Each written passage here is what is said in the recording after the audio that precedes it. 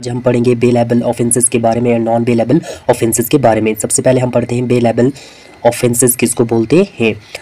तो bailable offences जो होते हैं इनको सेक्शन 2C और BNSS में डिफाइन किया गया है। यहाँ से आपको कॉम्पिटिटिव एग्जाम में MCQ आ सकता है कि बेलेबल ऑफेंसेस कौन से सेक्शन में डिफाइन किए गए हैं BNSS के। तो आप बोल सकते हैं कि सेक्शन 2C में BNSS के बेलेबल ऑफेंसेस जो हैं वो डिफाइन किए गए हैं।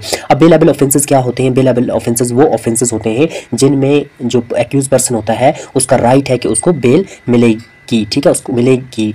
अब जो बेलेबल ऑफेंसेस हैं ये दोज ऑफेंसेस हैं जिनको BNSS के फर्स्ट शेड्यूल में डिफाइन किया गया। किस में डिफाइन किया गया? फर्स्ट शेड्यूल में BNSS के डिफाइन किया गया बेलेबल ऑफेंसेस को, ठीक है। और या फिर कोई और अदर लॉ है उसमें भी उसको डिफाइन किया गया है किसको? बेलेबल ऑफेंसेस को।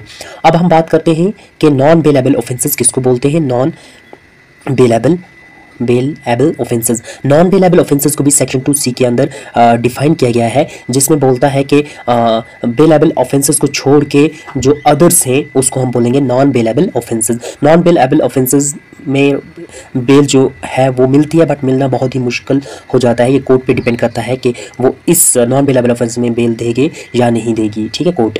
तो आपको समझ आई होगी। हम अब बेर एक्ट की लैंग्वेज देखते हैं कि बेलेबल और नॉन बेलेबल ऑफेंसेस किसको बोलते हैं। आप जरा देखिए इस पे बेर एक्ट पे, अगर आपके पास बेर एक्ट है तो आप देख सकते हैं, अगर नहीं है तो मेरे बेर एक्ट से आप देख सकते हैं वीडियो से। Bailable offences means an offence which is shown as bailable in the first schedule or which is made bailable by any other law for time being in force, ठीक है, इसको बोलते हैं बेलेबल ऑफेंसेस।